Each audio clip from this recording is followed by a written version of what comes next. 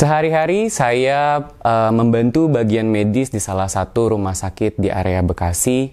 Kesibukan yang padat itu sudah merupakan keseharian yang biasa bagi saya, namun kehidupan rohani berusaha saya pertahankan dengan menghidupi firman Tuhan dalam kehidupan saya sehari-hari.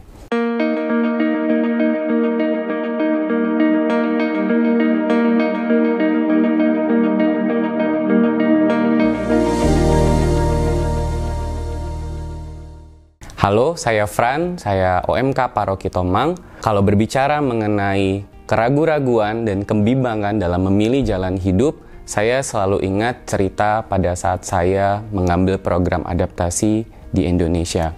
Puji Tuhan, saya diberikan kesempatan untuk bisa menempuh pendidikan spesialis di negara Filipina. Dan sebagai seorang diaspora, impian kami adalah untuk bisa membaktikan ilmu kami di Pertiwi tercinta ini. Namun seringkali banyak sekali berita-berita yang simpang siur yang kami dengar terkait kesulitan kami untuk bisa beradaptasi dan kemungkinan kami untuk tidak bisa bekerja di negara ini. Dan sampai pada saat hari terakhir pun keraguan itu semakin memuncak, jangan-jangan saya salah jalan pada saat saya mengambil pendidikan ini. Saya pun menjadi ragu dan bertanya-tanya kepada Tuhan, apakah benar jalan ini yang Tuhan tunjukkan pada saya. Di hari terakhir pun saya masih bertanya, jangan-jangan sebenarnya harusnya saya praktek di Indonesia, bukan mengambil pendidikan spesialis di Filipina.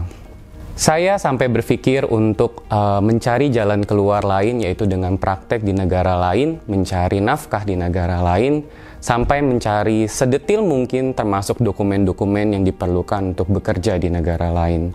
Namun pada saat itu saya terbentur oleh visa pelajar saya yang akhirnya mengharuskan saya untuk segera kembali ke Indonesia di bulan Januari 2018. Pada saat saya mendarat, saya segera mensubmit semua dokumen-dokumen yang diperlukan kepada instansi-instansi terkait. Namun tentu saja jawaban-jawaban yang diberikan membuat saya semakin ragu kembali. Setiap kali ada follow up, seringkali jawabannya hanya dokumen saudara masih ditinjau, masih perlu waktu menunggu kembali, dan tinggal ditunggu saja dan nanti akan diberitahu kembali. Jawaban-jawaban yang menggantung semacam ini membuat saya semakin ragu. Walaupun saya sudah mengimani bahwa Tuhan telah menunjukkan jalan yang terbaik bagi saya, namun peristiwa seperti ini selalu membuat saya bertanya-tanya kembali lagi, apakah saya benar memilih langkah ini.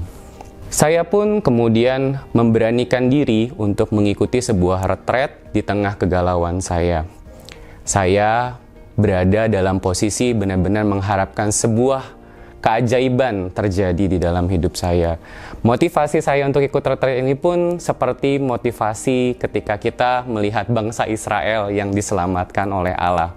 Saya menginginkan sebuah peristiwa yang majestik, peristiwa yang magis seperti Laut Merah yang dibelah, lalu bangsa Israel berjalan di tanah yang kering, kemudian diturunkan mana dari langit, lalu juga seperti ada tiang awan dan tiang api yang menuntun bangsa Israel untuk keluar dari Mesir. Begitulah belas kasih Tuhan kita, di mana Dia menunjukkan kasih-Nya tanpa memandang masa lalu kita.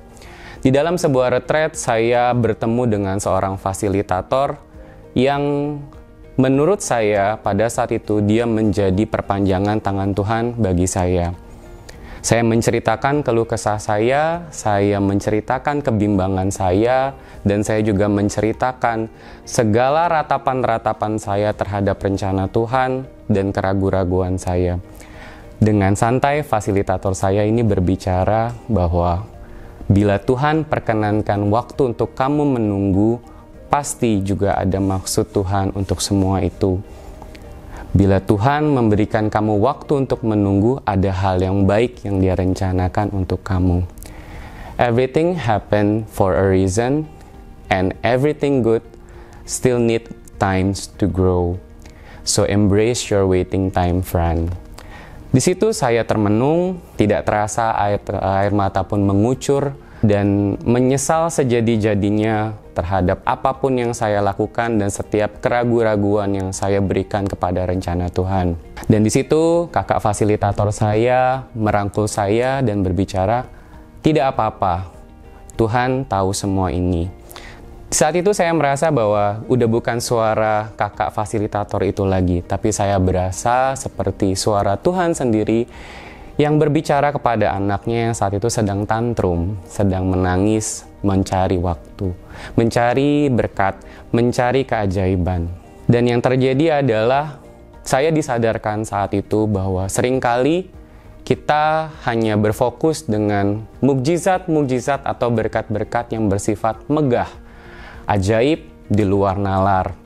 Kita sampai lupa bahwa misalnya kita punya atap di atas kita punya tempat tidur untuk kita beristirahat, kita punya makanan di atas meja, itu pun merupakan berkat Tuhan dan campur tangan Tuhan di dalam kehidupan kita. Dan seringkali juga kita seringkali terfokus dengan berkat, bukan dengan pemberi berkatnya. Kita lupa tentang relasi kita bersama Tuhan di dalam kehidupan kita sehari-hari. Dan seringkali hubungan relasi ini menjadi hubungan yang transaksional, di mana kita merasa bahwa kita berhak mendapatkan ini karena kita sudah melakukan hal itu.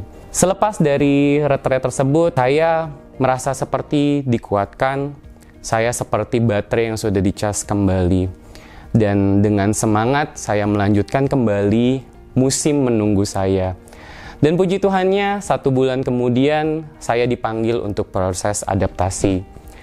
Dan untuk menyingkat cerita, saya berhasil menyelesaikan adaptasi tersebut bahkan lebih cepat daripada waktu yang saya terka-terka. Saya dulu sempat mengira saya akan nunggu bahkan untuk waktu 1 tahun. Namun ternyata dalam kurun waktu 3 bulan saya sudah dipanggil untuk beradaptasi. Dan sampai saat ini, bila saya mendapatkan momen-momen galau yang sama, saya kembali mengingat cerita ini. Dan saya harap cerita ini juga bisa menguatkan teman-teman di sana yang mendengarkan saya saat ini dan bisa memberikan kekuatan yang sama bila mana kalian merasa bimbang atau ragu dengan jalan yang kalian tempuh. Sekian cerita dari saya, Tuhan memberkati.